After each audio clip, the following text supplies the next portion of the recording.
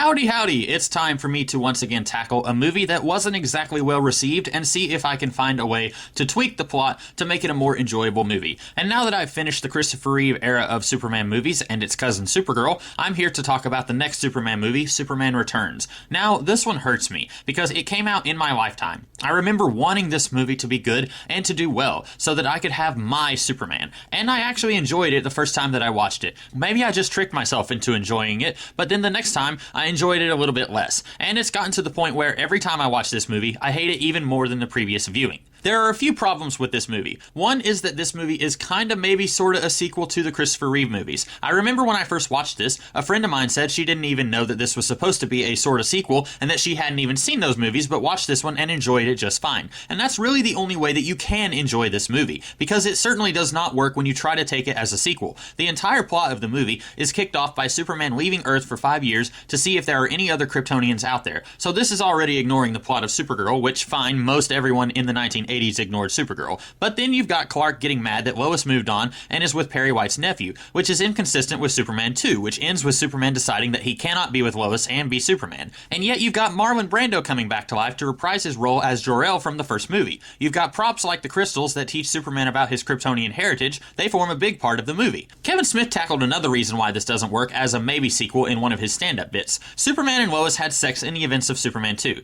Then Superman brainwashes Lois so that she doesn't remember his secret identity or sleeping with him. Then Superman leaves for 5 years and Lois has a son. She witnesses her son push a piano that, according to internet research, weighs anywhere from 540 to 990 pounds. She should be a little upset that she apparently gave birth to Superman's child and didn't remember doing the thing with Superman that produces children. Unless this is another part of the movie where it tries not to be a sequel and it's doing its own thing. But even if the movie could iron out all of the plot wrinkles in trying to fit it in with the Reeve chronology, the problem is that I don't want to watch the Christopher Reeve movies right now. If I paid money to see Bryan Singer and Brandon Routh and Parker Posey make a Superman movie, then I want to see their Superman movie, not them recreating the Christopher Reeve era. This is made even more frustrating because I don't especially like the Christopher Reeve movies all that much, so Singer spending 2.5 hours trying to convince us that those movies were amazing just isn't my idea of a good time. Another big problem is the personal drama in this movie. Generally, I like a healthy balance of superheroes punching physical threats and dealing with things that they can't punch. Spider-Man punches Sandman, but Aunt May is having trouble paying rent this month. That sort of thing. This movie is a big clustercuss of I don't know what. It has very little of the punching stuff that I kind of want to see when I watch a superhero movie. And you might say, well, this is more of a personal movie with personal stakes, and it isn't so much about the action and explosions. Okay, then let's talk about the personal drama. Superman leaves Earth for 5 years without telling anybody where he's going. Then he gets back and pretty much spends the rest of the movie staring daggers at Lois and her boyfriend because she had the audacity to move on.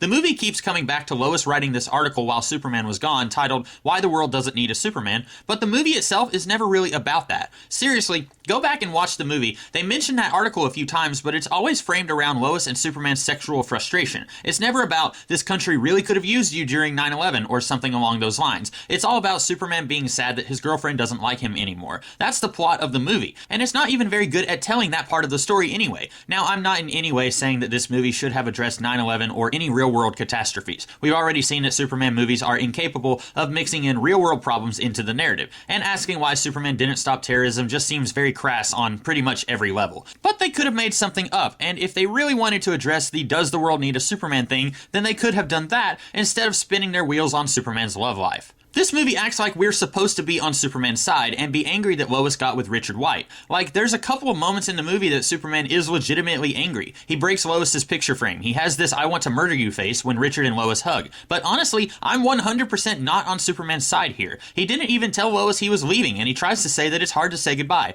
That may be the case, I don't know, because I've never left the planet for 5 years, but you don't get to expect everyone in your life to stay put for 5 years when you leave without telling them that you're going. It'd be one thing if Richard was a jerk, but he seems like a great guy. And yet the movie acts like we are supposed to hate him, I guess because he moved in on the protagonist's air quotes girlfriend, which is already problematic since this movie is maybe not a sequel to the Christopher Reeve era movies, which very clearly established that Clark cannot be with Lois. Then there's the pacing. It goes from a snail's pace for the first half to faster than a speeding bullet in the second half, and there's no middle ground. But the problem is, since I can't bring myself to care about any of the character drama, I don't care when the characters are placed in danger in the second half of the movie, so I'm still bored even when exciting things are happening. This is one of the most boring superhero movies I've ever watched, definitely in the top 5.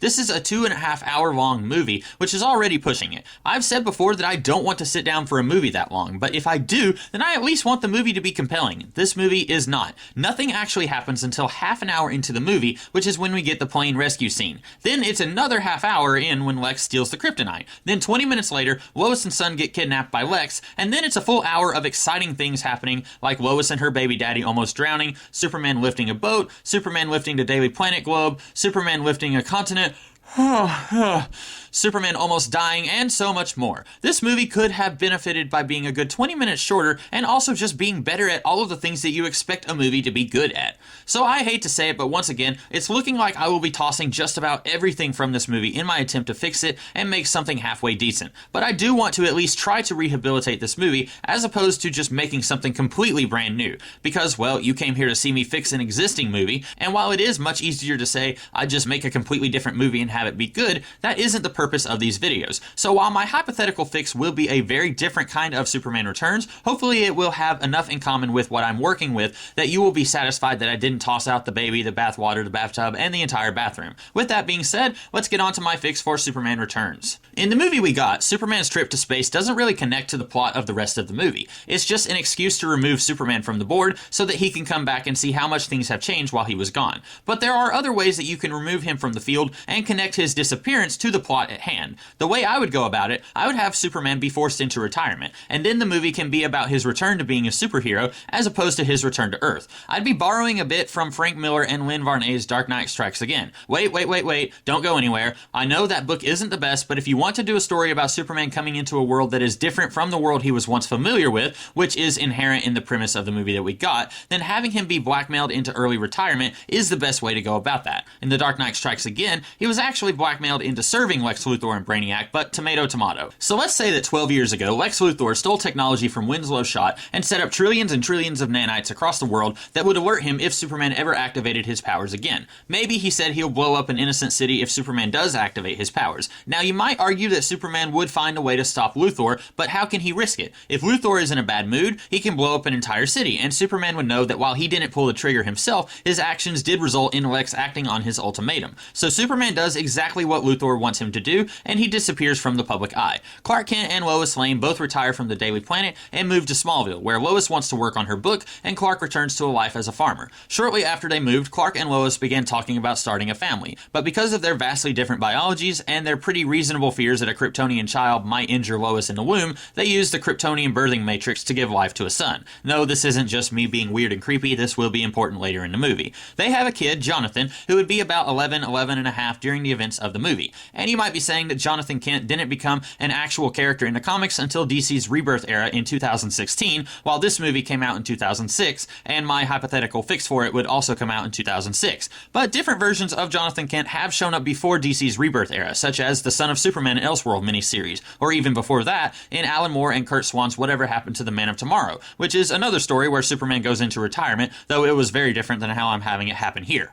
Cut to the present day, and Clark has a little bit of a strained relationship with his son. Lois and Clark somehow installed some kind of red solar radiation emitting device on or near John at all times, because if he is suddenly able to lift the tractor, then he could very likely activate Luthor's nanites. Best case scenario, an innocent town dies. Worst case scenario, Luthor finds out it's not Superman but a much younger Kryptonian and tries to kidnap him and use him for his own nefarious purposes. So Lois and Clark try to keep the truth away from John for as long as they could, but it wasn't easy, and eventually they had to come clean with him. This all happens before the movie begins. When the movie starts, John knows that Clark used to be Superman, and he's heard Clark and Lois's reason for hiding out in Smallville, and his brain understands that, but his heart is having trouble coming to grips with it. This will kinda allow us to flip the script on what Superman's usual dichotomy is without compromising him as a character, I hope. Usually, Superman is portrayed as very wet behind the ears, like in the Christopher Reeve movies, where he's still making a lot of mistakes and has to seek out his dead father for advice, or he's just naive if you ask Batman. But here, I don't want Superman to be jaded or cynical, but at the same time, I don't necessarily want him to exude the youthful inexperience inexperience and naivete we often see him saddled with. Again, it's hard to explain, and this kind of thing could be risky and might compromise the character, but I think with the right actors and the right writer, this could be pulled off quite nicely. Now, the movie that we got is kinda sorta a story about fathers and sons. Superman leaves Earth because he thinks there might be some piece of Krypton still out there, aka a link to his past. And by the end of the movie, we've got Superman's son. The problem is, the other 95% of the movie isn't about fathers and sons.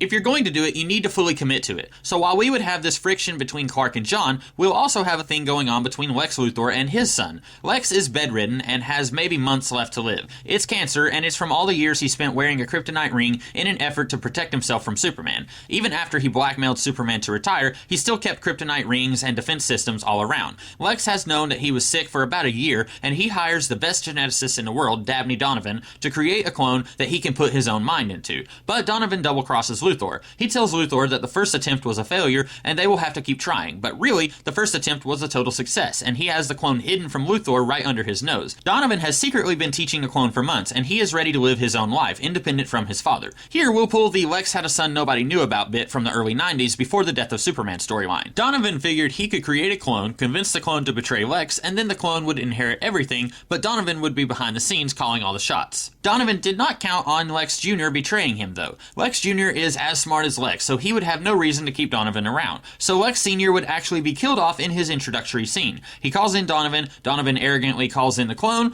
kills Donovan and his father, using some method that makes it appear Lex Sr. died of natural causes. He's already altered Lex's will, and is now set to inherit his father's empire. And even though Lex Sr. won't be present throughout the rest of the movie, his shadow will still hang over everything that Lex Jr. does. Since he was created, Lex Jr. has felt inadequate, as he's heard all of these stories about what Lex Luthor has accomplished. But Lex Luthor is to Lex Jr. what Superman was to Lex. Lex spent so much time trying to prove he was better than Superman. Likewise, Lex Jr. will spend the rest of the movie trying to come out of his father's shadow. And maybe we'll also see a little bit of that with John Kent. Even though he's frustrated that his dad has given up on being Superman, he knows how amazing his dad is, and he will struggle to live up to that as well. So at some point, we will see a public announcement for the death of Lex Luthor, and John Kent will say that now Clark has no excuse. He can definitely go back to being Superman. But Clark is still a little skeptical. One, he's not sure if Lex is actually dead. Maybe he's faking it and is planning something. And two, I don't want to say that Superman would want to give up being Superman under normal circumstances, but he's a father now. He can't just go back to doing what he did and put his son second in his life. He even tries to explain that to John, but John draws shenanigans on that and says that he's just using that as an excuse. Anyway, back to Lex Jr. Somehow, in an attempt to do something Lex Sr. was never able to do, like build a space station or put a man on Mars, something like that, Lex Jr. accidentally contacts the Eradicator, which would be called something else, but for clarity's sake, it's the Eradicator from the comics. The Eradicator is a highly advanced robot that somehow becomes aware of Earth when Lex is making plans to go into space exploration. The Eradicator introduces himself as a sort of alien Santa Claus, going from world to world, giving different species highly advanced technology that will help them integrate into the rest of galactic civilization. Now, even an audience who has never read a comic book could probably pretty quickly figure out that the Eradicator isn't being entirely honest, even if we weren't calling him the Eradicator. But I'd want to hold the big villain reveal for as long as possible, even if that, frankly, isn't very likely in the internet age. And you might be thinking that we're doing too many fake outs on the villains. Lex Sr., Lex Jr., then Eradicator, and on paper, maybe it does seem a bit much, with cameos and references to minor villains like the Toyman and Dabney Donovan. But I think it could be pulled off. Look at something like Spider-Man Homecoming, which really only has one main villain, but then you have cameos by two Shockers, the Prowler, the Tinkerer, and Scorpion. But the movie doesn't feel too crowded. That's sort of what I would want to be going for here. So anyway, Eradicator tells Lex that he's going to help LexCorp and all of humanity reach the stars, and together they can someday turn Earth into a utopia. But like I said, obviously he has some kind of hidden agenda. So I know I did this very thing in my fix for Superman 2, but Eradicator sees a framed newspaper on the wall of Lex Sr.'s old office. It's got Superman on the front page, and it's Lex's memorabilia of Superman's forced retirement. Much like in my fix for Superman 2, Eradicator sees the symbol of the House of El, and he realizes that his journey is now almost complete. Maybe you could come up with a better way for the Eradicator to find out that this is the adopted homeworld of Kal-El, but this is first draft. That can be fixed later. So anyway, Eradicator somehow senses the still active nanites that Lex Luthor activated 12 years ago, and he intends to take control of them and integrate them into his own mind network or something like that. I'll go ahead and tell you Eradicator's plan right now for clarity's sake, but it would probably be a little closer to the third act before all of the pieces would be laid out if this was an actual movie. Using the nanites, Eradicator can more easily locate Superman and, more importantly, the Kryptonian birthing matrix that will allow him to rebuild the Kryptonian population. Now, you might be saying that this is way too similar to General Zod's plan from Man of Steel to terraform terraform Earth and turn it into a new Krypton. And it is pretty much the exact same plan, but this is Eradicator's whole thing. In the Eradication storyline in the early 90s, he tries to eliminate all of the human elements of Superman, thus preserving a true Kryptonian in his mind. In the DC Rebirth era, Eradicator tries to physically destroy the human DNA of John Kent, once again trying to preserve Krypton's legacy. So yeah, this is what we got in the Man of Steel movie, but this kind of plot is exactly what you should expect from the Eradicator, so I'm okay with it. While Eradicator is pretending to be Lex's friend, he gives Lex Kryptonian designs for mecha exploration suits, which will resemble the green and purple exosuits that Luthor uses in the comics. Still biding his time while he takes over all of the nanites, Eradicator gets impatient and looks for some other way to draw Superman out of hiding. He sets up a catastrophe that will be televised and will require a hero to save the day. Once this is set in motion, Eradicator will manipulate Lex Jr. into using the exosuits to save the day. This will make Lex Jr. look even more amazing to the general public, which is definitely something that he wants to propel him out of his father's shadow even faster. With the day saved, this is accomplished, but more importantly to Eradicator, Clark watched the exosuits save the civilians, and he immediately recognized the Kryptonian designs of the suits. While Clark was willing to continue his ordinary civilian life that he's built with Lois and John, even with the death of Lex Luthor, now that he's seen Kryptonian technology active in the hands of LexCorp, against his better judgment, he knows that he has to go to Metropolis and investigate what's going on. Lois will probably encourage him to do this. I know this is now 2 of my Superman fixes in a row where Lois basically does nothing but encourage Superman and give him advice, but while I love the character of Lois, whenever I'm completely rebuilding one of these movies from the ground up, I'm usually at a loss of what to do with her as a character. That's another thing that would have to be expanded quite a bit in a second draft. So Superman goes to Metropolis to investigate Luthor Jr., only to be captured by the Eradicator. The Eradicator's got kinda a weird messed up origin in the comics, so I would probably want to simplify that here. I know sometimes I get tired of everything in the Superman mythos revolving around Jor-El, but I think the simplest origin for the Eradicator here would be that he was created by Jor-El to seek out other worlds that the Kryptonians could relocate to when he first discovered the instabilities in Krypton's core. This also kind of lines up with the father-son themes that I would want to work with, you know, if I was good at making themes work in narrative. Lex Jr. will be alarmed that Superman is back in action, but even more so that the Eradicator is acting much more hostile than he was earlier, but he doesn't seem that inclined to intervene in the Eradicator's behavior either. The Eradicator asks Superman where the Kryptonian birthing matrix is, and when Superman resists, the Eradicator targets a building in Metropolis, prompting Superman to tell him that it's in the Fortress of Solitude. I don't know why Superman would put it there after John was born, or for that matter, how he got there when he wasn't using his powers at that point, but I would rather it be there instead of in the barn, so that we don't have the Eradicator find Lois and then try to threaten her to get to Superman. I would rather Lois have a diminished role in the movie than be a damsel in distress, so the Fortress of Solitude it is.